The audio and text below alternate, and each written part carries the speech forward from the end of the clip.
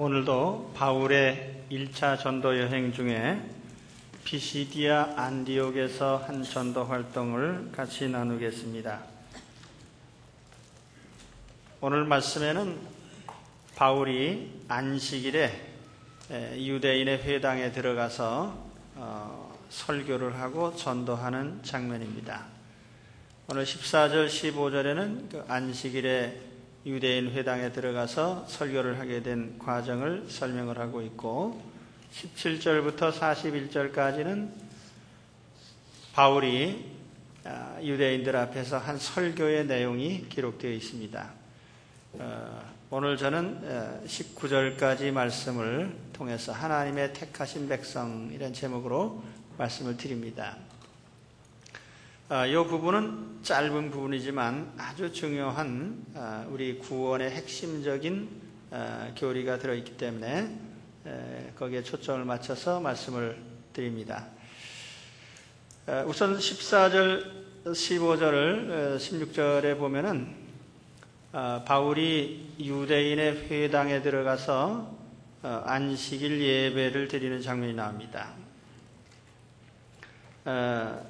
저희가 버가로부터 지나 피시디아 안디옥에 이르러 안식일에 회당에 들어가 앉으니라. 유대인들은 안식일을 철저히 지키는데 거기에 가장 중요한 것은 예배입니다.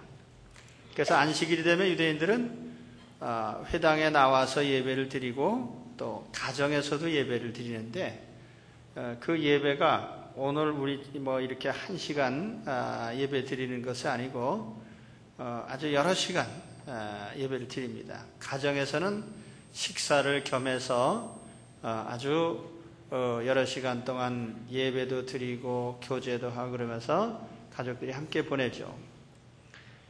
오늘 우리가 하나님 앞에 나와서 예배 드리는 거, 우리는 일주일에 한 번 예배 드리는 것도 독실한 신자라는 말을 붙여요. 그런데 사실은 엉성한 신자입니다. 유대인들을 보게 되면 한 주일에 예배 한 번 드리는 게 아니고 매일 예배를 드려요. 매일 새벽, 이런 새벽에 성전에 나와서 꼭 예배를 드리고 일과를 시작합니다. 제가 LA에 있는 그 유대인 커뮤니티에 새벽에 예배 드리는 모습을 참석을 했었어요. 여자들은 집에서 살림을 하고 새벽이 되면 남자들이 꼭 가장들이 회당에 나와서 하나님께 경배를 드리고 일과를 시작을 합니다. 오늘 우리 교회는 굉장히 축복받은 교회예요. 왜냐하면 여러분 이렇게 둘러보세요. 한번 남자분들이 몇 분이나 되나. 또 어떤 분들이 왜 천국에는 여자들이 많이 간다. 왜냐하면 하와가 먼저 타락해가지고 여자가 더 많이 회개해가지고 많이. 그래서 어떤 교회들 보면은 여자분들이 한 80-90% 되고 남자분들은 드문드문 이렇게 계시는데, 우리 교회 보면은 가장들이 많습니다. 축복받을 징조인 줄로 믿습니다. 이 가정의 대표자가 하나님 앞에 나와서 경배를 드리는데 매일의 경배 생활이에요. 왜냐하면 이 세상에서 하나님을 만나는 것보다 더 중요한 미팅이 없는 거예요. 그래서 하나님 만나는 그 자체를 가장 소중하게 생각합니다. 그것이 예배예요. 오늘 여러분 여기 설교 들으러 나오신 게 아니고 하나님 만나러 오신 거예요. 그렇기 때문에 왜 우리가 하나님 만나는 기회를 일주일에 한 번만 갖느냐? 더 자주 만나야죠. 그러니까 매일 하나님 앞에 나와서 예배를 드리는 것이고, 그걸로도 부족하니까 매일 가정에서도 가정 예배를 드리고 식탁에서 기도하고, 그렇게 하면 구역 예배도 그래요. 가정들의 형편을 서로 얘기하면서 또 같이 기도하는 시간을 가지고, 하나님 만나는 것이 가장 중요하니까 이 예배의 의미를 아신다면 아마 예배를 열심히 드릴 거예요.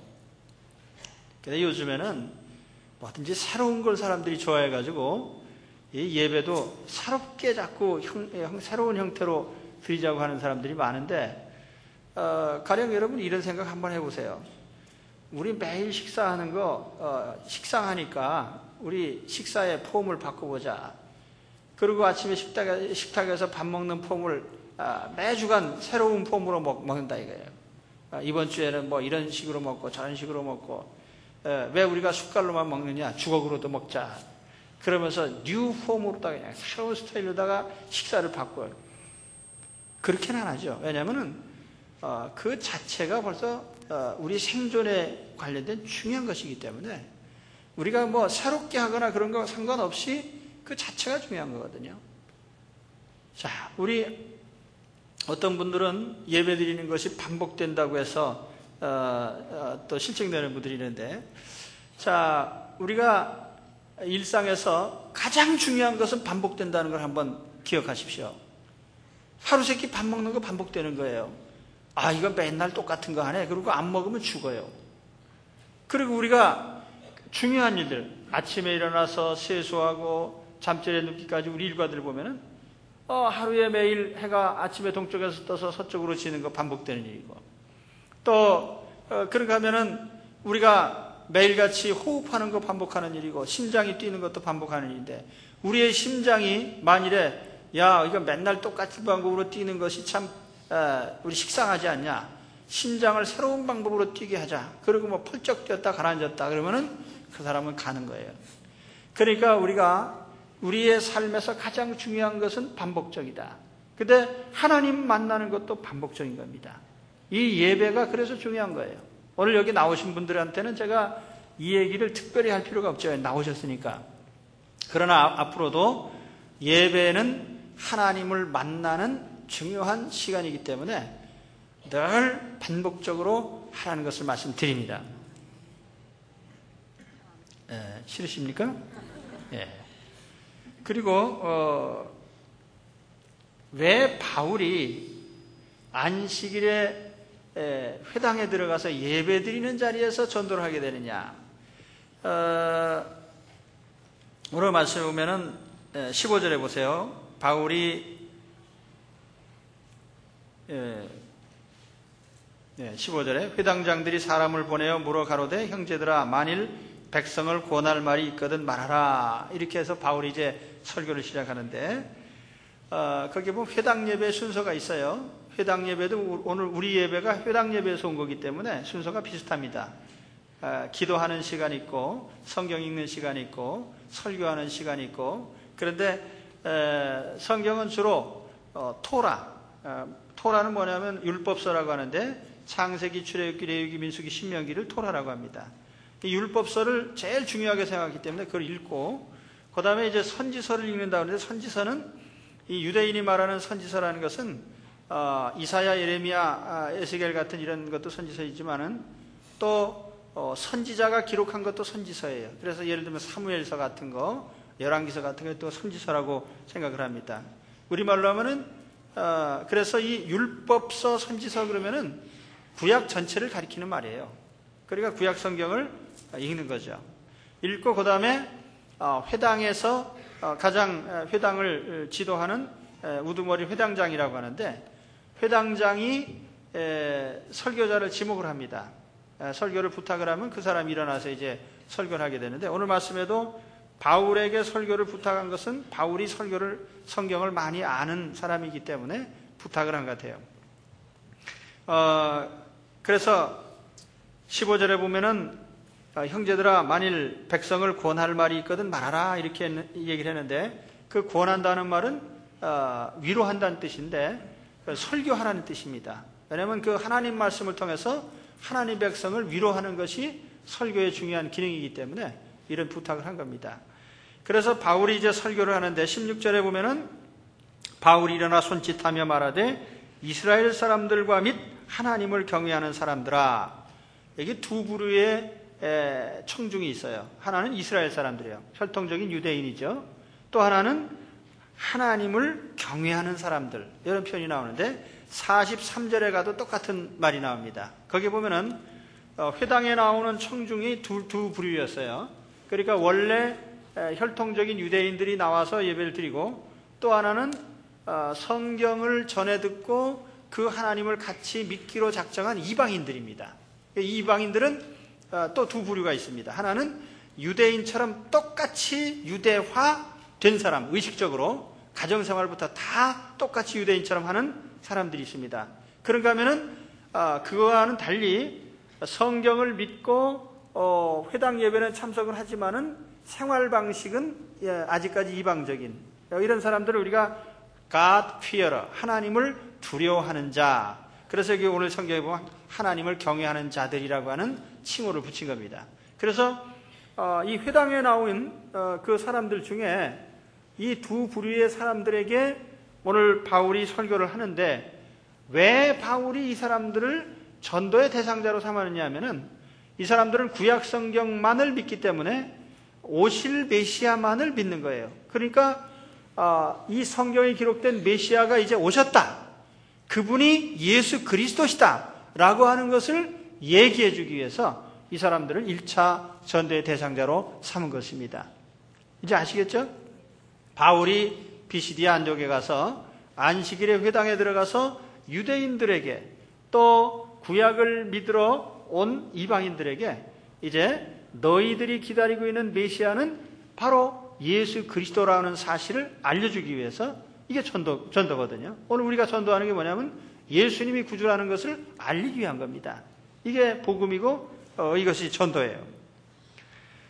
자, 그 다음에 이제 17절부터는 이제 바울의 설교가 시작이 됩니다. 이게 굉장히 중요한 부분이에요. 그래서 오늘 이 17절, 18절, 19절에는 우리 기독교의 구원의 도리가 아주 일목요연하게 가장 중요한 사상이 여기에 들어있기 때문에 오늘 이 말씀을 드립니다. 잘 들으시기 바랍니다. 자, 바울의 설교를 시작합니다. 17절에 보면은 이 이스라엘 백성의 하나님이 우리 조상들을 택하시고, 여기 아주 성경에서 제일 중요한 단어가 하나 나오는데 뭐냐면 하나님이 하나님 백성을 택하셨다는 말입니다. 택하셨다. 우리가 하나님 자녀된 것은 하나님이 우리를 택하셨기 때문에 하나님 자녀가 된 것입니다. 너희가 나를 택한 것이 아니요 내가 너희를 택하여 세웠나니. 내가 어쩌다가 전도받아서 예수 믿게 된 것이 아닙니다. 혹은 내가 심각한 병이 들어서 병을 고치려고 어떻게 하다 보니까 예수 믿게 됐다, 이것이 이유가 아니에요. 혹은 내가 어떤 힘든 일이나 사고를 당하고 어려움을 당해서 무엇인가 의지하려고 하다 보니까 내가 우리 예수님을 찾게 됐다, 그게 아니란 말이에요. 더 근본적인 원인은 하나님이 우리를 하나님의 자녀로 선택하신 데서부터 우리의 구원이 시작된 것입니다. 이게 제일 중요한 사상이에요, 성경에. 우리가 흔히 선민사상 이렇게 얘기하는데, 이 선민이라고 하는 것도 하나님께서 어떤 백성을 택하셨다는 말인데, 이게 하나님의 선택에서부터 시작이 되는 거예요. 여러분, 아브라함이 선민의 조상인데, 유대인의 조상이 아브라함인데, 그러면 아브라함이 하나님을 택하신 거예요? 아니죠. 아브라함의 본래 직업이 뭐냐면 우상공장 공장장입니다. 그 당시 공장장이 없었는지 모르겠는데, 하여튼 우상을 만들어서 팔아먹고 사는 우상 숭배자예요. 하나님을 모르는 사람이에요. 고목나무 귀신을 섬기고 장승을 섬길 줄 알아도 창조주 하나님에 대해서는 까맣게 모르던 사람이 아브라함이에요. 그런데 하나님이 그 아브라함을 하나님 백성으로 선택을 하셔서 불러내셨습니다. 거기서부터 하나님 믿는 백성이 시작이 된 거예요.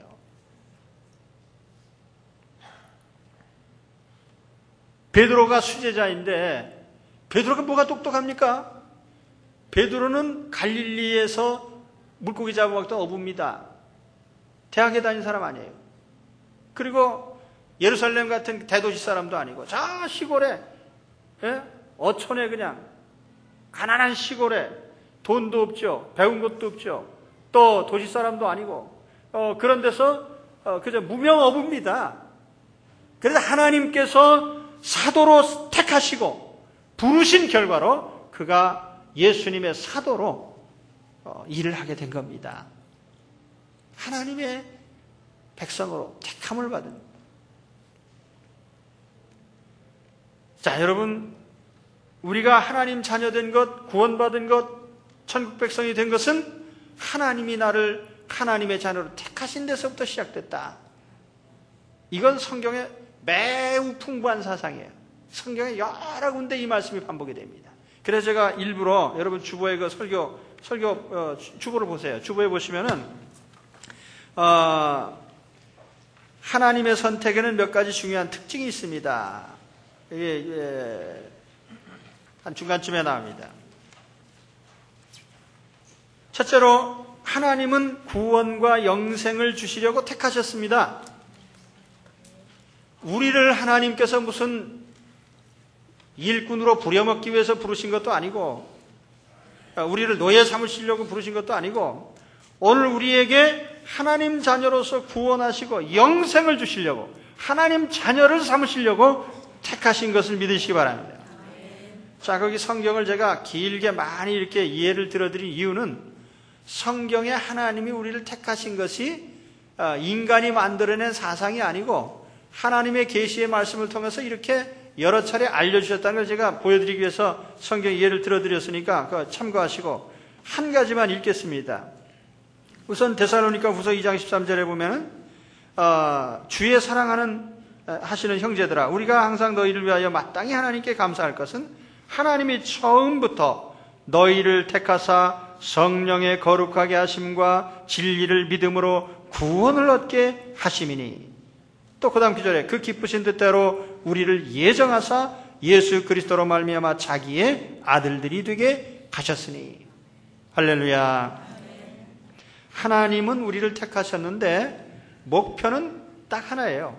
하나님 자녀를 삼으셔서 영생을 주시려고 부르셨기 때문에 오늘 우리에게 이러한 선물이 주어지는 줄로 믿습니다. 둘째로 우리의 행위나 조건에 상관없이 다만 하나님의 은혜로 부르셨다, 이렇게 말씀을 합니다. 그런즉 이와 같이 이제도 은혜로 택하심을 따라 남은 자가 있느니라. 만일 은혜로 된 것이면 행위로 말미암지 않음이니 그렇지 않으면 은혜가 은혜되지 못하느니라. 여기 행위라는 말과 은혜라는 말은 서로 상반되는 말입니다. 여기 행위라고 하는 것은 우리의 선행이라고 말하는 것들을 얘기하는 거예요. 어떤 사람들은 종교적인 선행이 하나님께 인정받는 방법이라고 생각을 해요. 그래서 어떤 사람들은 대부분의 종교가 그렇게 얘기를 합니다. 불교를 비롯해서 모든 종교가 공통적으로 주장하는 게 뭐냐면은 사람이 자기 죄를 벗으려면은 고행을 하든지 자선 행위를 하든지 해서 자기 죄값을 갚아라 이겁니다. 그래서 성경은 어떻게 가르치냐면은 어림없는 소리 마라. 너희가 어떻게 너희 죄값을 갚느냐? 우리 인간은 하나님 앞에 지은 죄값을 갚을 만한 능력이 없어요. 변제할 능력이 없습니다. 그렇죠? 요즘 경제 파탄이 왔는데 세계 금융 시스템이 무너집니다. 근데 여기 가장 큰 문제가 뭐냐면 부채예요. 부채. 각 사람들이 전부 부채를 지고 있는데 이 부채가 도무지 갚을 수 없는 것들입니다. 근데 갚아라 하면 나는 갚겠다 이렇게 말하는 사람과 사기꾼이에요. 이건 못 갚는 거예요. 못 갚는 건 원천적으로 없애버려야 됩니다. 예, 탕감아니고는 안 되는 거예요. 왜 여기까지 이렇게 부채가 많아졌느냐, 이건 말할 필요도 없는 거예요. 어쨌든 여기까지 오다 보니까 많아진 거죠. 인간의 죄라고 하는 것은 하나님을 대적하는 데서부터 시작된 것이고, 그 죄는 인간이 한두 가지 선행을 한다고 해서 갚아질 성격의 것이 아닙니다. 그렇기 때문에 여러분, 하나님 앞에 내가 내 선행을 통해서 죄값을 갚는다는 것은 너무나 하나님 앞에 교만한 것이고 그건 못돼 먹은 거예요. 자식이 부모한테 잘못하고 와가지고 내가 선한 일 많이 해가지고 부모님께 지은 죄값을 갚겠습니다 이렇게 말하면 그건 건방진 놈이죠. 가장 바른 자세는 뭐예요? 부모님 앞에 잘못했으면 엎드려서 죄인이 죽을 죄이니까 용서해 주십시오 하는 게 옳은 겁니다. 그러니까 인간의 종교 행위라고 하는 것은 어떻게 보면 교만한 거예요. 이거는 인간은 죄값을 갚을 능력이 없어요. 그렇기 때문에 성경은 뭐라고 하냐면 너희는 다만 하나님 앞에 죄인인 것을 시인하고 하나님 앞에 시인하고 나와라 이거예요. 그러면 용서해 주겠다는 겁니다. 그런데 사람들이 나는 용서받지 않고 내 힘으로 갚아보겠다. 왜? 여러분, 자선행위라는 게 뭡니까? 우리가 자선사업이라는 말 많이 쓰는데 성경에는요, 이 자선이라는 것이 어떤 구원의 조건이 아닙니다. 하나님 백성이기 때문에 그냥 당연한 행위 중의 일부예요. 여러분 생각해 보세요. 불쌍한 사람을 도와주고 하는 것이 이게 무슨 선한 행위입니까? 선한 행위가 아니라 당연한 행위죠. 하나님 자녀다운 삶의 한 부분이에요, 그게. 오늘날 자선행위 하면 신문에 대문짝만하게 이름 납니다만 사실은 성경에 보면은요, 그 이름 낼 일이 하나도 아니에요. 성경은 기본적인 삶의 자세가 그렇게 돼 있으라고 합니다. 전당포 주인이 가난한 사람의 전당물을 잡을 때 그 집에 가가지고 전당물 가져 나오지 말라 그랬어요. 갖다 주는 대로 작은 물건이든지 그걸 값을 쳐서 먹을 걸 줘라 이거예요. 추수할 때 싹싹 밭 다 베지 말고 한 모퉁이를 남겨놔가지고 가난한 사람도 와서 먹고 아는 들짐승도 먹게 해라. 이게 성경의 가르침이에요. 품삯을 일꾼이 일을 시켰으면 품삯을 당일에 줘라. 성경에는 우리가 지금 자선사업이라고 말하는 것을 결코 자선이라고 말하지 않습니다. 그거는 하나님 앞에 하나님 백성의 삶의 한 부분이에요. 그냥 당연한 겁니다. 자, 제가 왜 이 말씀 드리냐면은 우리가 하나님의 자녀로 택함받은 것은 조건이 좋아서 택하는 것이 아니라는 걸 말씀드리는 겁니다. 내가 뭐 많이 배워서 정교성이 많아서 아니면 뭐 내가 뭐 자선사업 많이 해서 하나님 자녀로 택하는 거 아닙니다. 극단적으로 말하면은 예수님 십자가에 달리실 때 한쪽에 달렸던 강도, 그 사람 평생 강도질만 하다가 사형수가 돼가지고 처형당하는데 이 사람은 꼴까닥하고 죽기 직전에 예수님을 나를 불쌍히 여기셔서 그랬어요. 그럴 때 네가 이렇게 늦게 회개하면 되겠냐? 자선사업도 좀 해야지. 근데 죽는 놈이 언제 자선사업할 기회가 있어요? 그런데 하나님께서 내가 오늘 나와 함께 낙원에 있으리라. 할렐루야. 이것이 구원이죠. 하나님의 선택이 바로 그런 것입니다. 오늘 우리가 어떤 잘나서 택한 것이 아니고 하나님이 선택하신 결과는 우리가 다만 은혜로 된 겁니다. 하나님의 은혜로 우리를 불쌍히 여기셔서 나 같은 사람을 하나님 자녀로 지목해 주신 것에 대해서 감사하시기 바랍니다. 세 번째로 선택의 시기는 창세전에 예정된 것이다. 창세전에, 자, 거기 성경 말씀에 보면은 창세전에 그리스도 안에서 우리를 택하사 그 기쁘신 뜻대로 우리를 예정하사 자기 아들들이 되게 하셨다. 하나님 우리가 뱃속에 있기 전부터 우리를 택하신 것이기 때문에 우리는 하나님의 전폭적인 일방적인 택정함을 입은 자들입니다. 그저 하나님이 기분으로 선택한 게 아니에요. 오래전부터, 창세전부터 우리를 하나님 자녀 삼으시기로 작정을 하셨으니까 우리가 대단한 선택을 받은 사람들입니다. 넷째로 선택은 개인적입니다. 이건 결코 집안이 좋아서 몽창 다 구원해 주시고 그런 게 없어요. 한 영혼을 하나님 상대하시는 겁니다. 그래서 요한계시록에 보면은 하나님의 생명책에 이름이 기록된 자들, 그 이름이라는 건 개개인의 이름을 말하는 것이에요. 상징적으로 말하면 우리는 하나님을 인격적인 하나님이시기 때문에 우리 한 사람 한 사람이 인격적으로 하나님을 만나셔야 됩니다.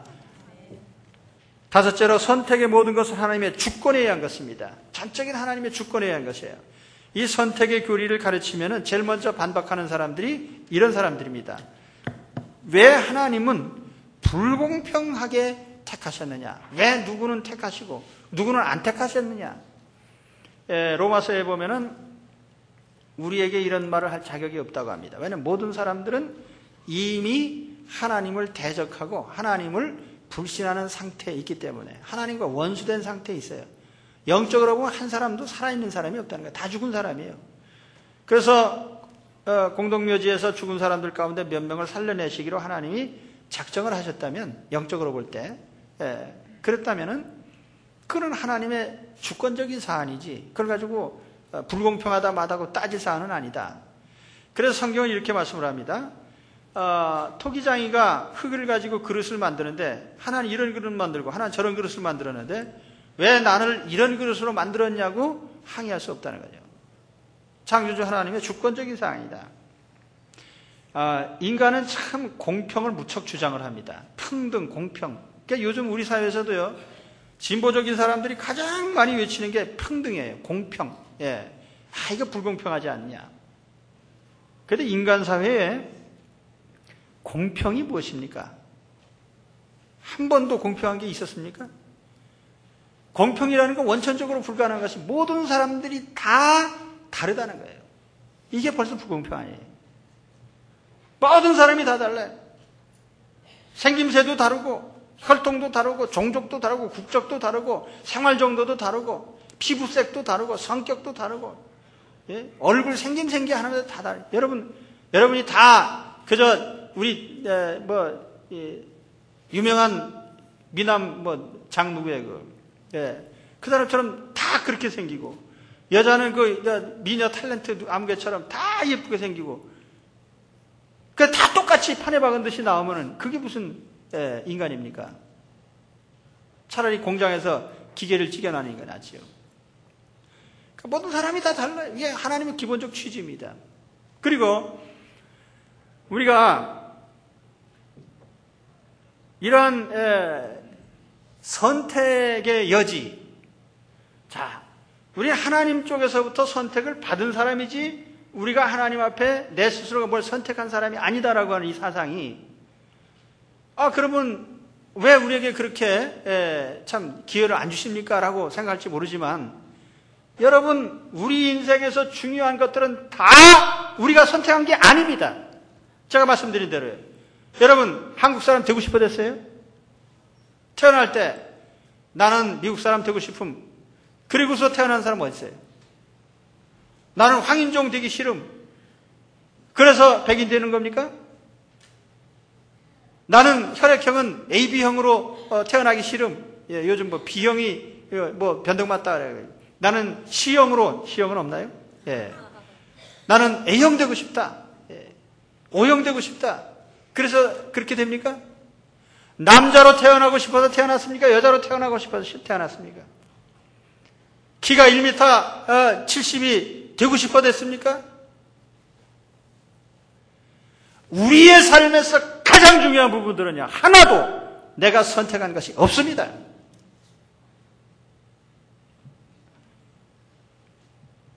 우리는 이 삶의 기본적인 원리를 이해해야 돼요. 그렇기 때문에 하나님의 자녀가 되는 것은요, 하나님의 전권의 주권적인 선택에 의해서 되는 것이고, 이 성경의 원리는 성경이 가르치는 확고부동한 원리입니다.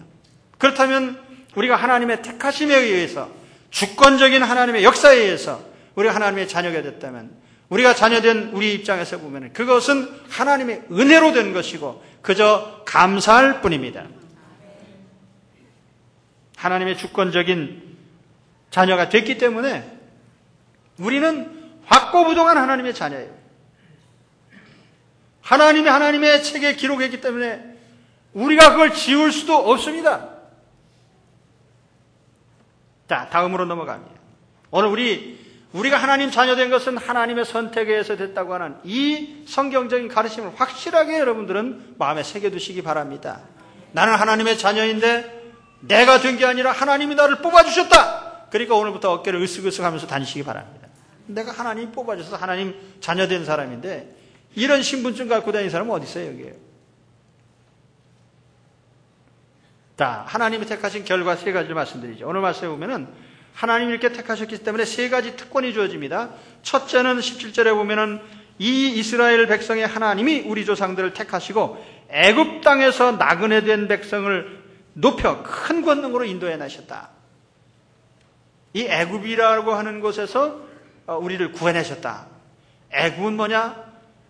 죄악된 세상을 말해요. 애굽의 왕인 바로는 누구를 의미하느냐? 마귀를 상징해요.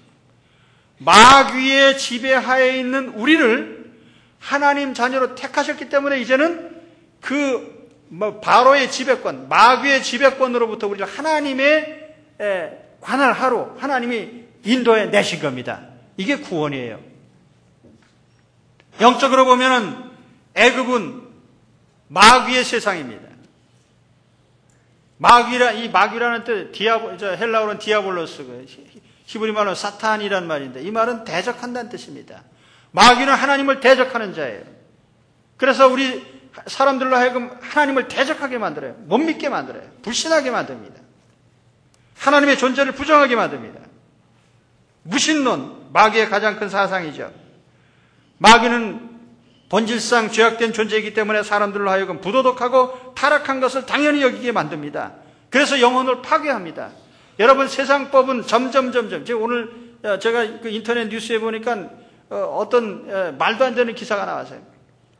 어떤 여자가 미인대에 나가서 나갔던 잘생긴 여자가 어느 날 난 남자가 돼야지 그러고서는 남성 호르몬 주사를 먹고 남자가 됐는데, 그래가지고는 결혼을 동성적으로 해서 미국에서는 이 동성애도 합법적인 데가 있습니다. 그래서 부부가 됐는데 자녀를 갖고 싶은데 자기 아내 된 사람이 같은 여자지만은 불임이니까, 그러면 나는 여자니까 내가 그럼 대신 갖겠다. 그래갖고 수염 난 놈이 아기를 가졌어요. 그래갖고 그게 이제 그래 내가 이걸 보면서 이걸 내가 뭐라고 말을 해야 되나. 성경에는 딱 한 가지밖에 없어요. 이런 일을 하는 사람은 돌로 쳐 죽여라. 현대법에는 그런 부분은 없죠. 그러나 그것은 성경의 하나님의 절대적인 삶의 원리입니다. 세상 사람들은 이 절대 원리가 없어요. 그거 다수가 원하면 해라. 법이라는 것이 절대 가치가 없다는 말이에요. 절대자이신 하나님이 인정 안 하니까 절대 윤리도 없는 거예요. 윤리나 도덕은 바뀌는 거다. 예. 그래서 이제 상황이 변하면은 여러분 지금 사시는 거 그래도 좋은 줄 아셔야 돼요. 앞으로 이제 한 손자의 손자쯤 가면은 그때는 오래 사셔서 한 100년쯤 사시면 별거 다 볼 겁니다. 아들끼리 결혼해가지고 와가지고 우리 부부입니다. 딸들끼리 결혼해가지고 와가지고 우리 부부입니다. 그런 때까지 안 사시는 것도 영광인 줄로 아시고 빨리 가시기 바랍니다. 그래 하여튼 하나님께 이 세상의 모든 이 죄악된 것들을 마귀는 당연하게 조장을 하는 거예요. 그래서 하나님은 이러한 애굽을 온갖 재앙으로 재앙을 내리시고 심판하시고 마지막 죽음의 심판을 내리시고 애굽의 바로의 왕자까지 다 죽이시고 이스라엘 백성을 구원하신 겁니다. 오늘 우리 하나님께서 우리를 마귀의 지배로부터 구원해 내셨습니다. 우리는 이제 영적으로는 마귀의 지배 아래 있지 않고 하나님의 영이 지배하는 성령의 인도하에 있는 것을 여러분 믿으시기 바랍니다. 하나님의 영이 우리를 인도하셨어요. 우리 육체적으로 지금 마귀의 지배 아래 있지 않고 하나님의 지배 아래 있고 영적으로도 하나님의 지배 아래 있어요. 두 번째로 하나님이 택하셨기 때문에 광야에서 기르셨습니다. 18절에 보면은 광야에서 약 40년간 저희 소행을 참으시고, 그래서 저는 이 구절을 읽으면서 광야 40년 동안 하나님께서 이스라엘 백성들을 하나님의 택한 백성이기 때문에 먹이시고 입히시고 돌보시고 그렇게 하셨습니다. 그런데 오늘 말씀에 보면은 그 돌보셨다는 말 대신에 참으시고 그래서 참으시고 광야 40년간 하나님이 돌보셨다는 말을 왜 참으시고라는 말로 이렇게 했을까? 실제로 원문상에 보니까 참았다는 말이에요. 인듀어 영어로 보면 하나님이 참았다. 40년이라는 기간은 우리가 예수님을 믿고 이제 하나님 나라의 이 땅을 떠날 때까지의 그 이 세상의 삶의 기간을 상징하는데, 그 기간 동안 하나님은 다만 하나님 백성들에 대해서 참고 견디신다 그 말이에요. 어떤 분들은 그런 생각할 거예요. 야, 예수 믿기 힘들다. 그래도 내가 참 인내심 있게 교회도 나오고 예배도 드리고 내가 참고 주님을 믿었으니까 내가 지금까지 믿고 있는 거지, 아니면 난 안 믿었을 거다. 그렇습니까? 말도 안 되는 소리죠. 참은 건 내가 참은 게 아니고 하나님이 참으신 걸 아셔야 돼요. 하나님이 참아주셨으니까 나 같은 사람을 그저 어떤 때는 기분이 좋으면 나오고 기분 나쁘면 안 나오고, 또 어떤 때는 또 믿음이 좋으면 좀 하나님 섬기는 척 하다가 또 그러지 않으면 또 그러잖아요. 그래도 하나님께서 택하셨으니까 호적에서 안 지우시고. 여러분 그런 생각 가끔 해보십니까? 가끔 보면 그런 집안에 있어요. 집안에 자식이 한 10명 있는데 그 중에 꼭 망둥이 같은 게 하나 있습니다. 온갖 나쁜 짓 하고. 근데 아버지가 이놈은 우리 집안 사람답지 못하니까 자, 오늘 날짜로 우리 호적에서 지우자. 그래가지고 지우기로 하고 저기 구청에 가서 지워주시오. 그럼 지워줍니까? 안 지워줘요. 그러면. 하나님은 우리를 자녀로 택하신 이후에 후회하시고 무효로 삼으신 적이 없습니다. 그러니까 자신을 가지세요. 내가 지금 망나니 같아도 하나님 자녀다. 할렐루야. 그러니까 여기 계신 분들은 다 하나님 자녀예요. 그래서 조금 못 믿어도요, 하나님이 다 봐주십니다. 왜냐하면 하나님이 참으시니까. 얼마 동안 참아요? 40년간. 이 세상 끝날까지는 참아주실 거니까 걱정하지 말고요, 끝까지 믿으시기 바랍니다. 어떤 분들은 제가 설교를 하는데 정말 오래간만에 교회 나오셨어요. 한 2년 만에 나오셨는데 제가 그래도 2년 만에 한 번씩 다녀도 괜찮습니다 그랬더니 그분이 또 딱 듣고선 시험에 들었어요. 나보고 그랬나 보다. 그건 아니니까 걱정하지 마세요. 근데 그런 분도 구원받은 줄로 믿습니다. 왜냐하면 하나님 참으시니까요. 하나님 택하시고 참으시고, 오늘도 하나님 우리를 참아주시기 때문에 이건 아무에게나 그리 참는 게 아니에요. 하나님 택한 사람에게만 참아주시는 것을 믿으시기 바랍니다. 그리고 세 번째로는 가나안 땅을 영원한 기업으로 주셨습니다. 오늘 19절에 보면은 가나안 땅 7족속을 멸하사 그 땅을 기업으로 주시고, 여기 7족속을 멸하셨다고 그랬는데 7이라는 숫자는 완전한 숫자를 의미하는 겁니다. 이 가나안의 7족속은, 가나안 땅은 천국을 의미해요. 근데 여기에 7족속이 자리 잡고 앉아서 하나님 백성이 못 들어오게 자꾸 가로막습니다. 하나님 백성이 천국 가는 길을 방해하는 존재들이에요. 그런데 하나님께서 그런 족속들을 하나하나 다 하나님의 손으로 멸하셨습니다. 할렐루야. 오늘 우리가 하나님 품 안에 가는데 우리의 신앙을 방해하는 모든 대적들을 하나님께서 하나하나 다 멸하시고 우리가 하나님 나라에 들어갈 때까지 인도해 주시는 것을 믿으시기 바랍니다. 할렐루야. 내가 비록 좀 믿음이 약하고 때로는 내가 좀 부족한 면이 있고 하나님 자녀답지 못한 면도 있고 거짓말도 때로는 하고, 그래도 하나님은 우리를 끝까지 우리의 대적들을 멸하시고 우리를 하나님의 땅 천국으로 인도하심을 믿으시기 바랍니다.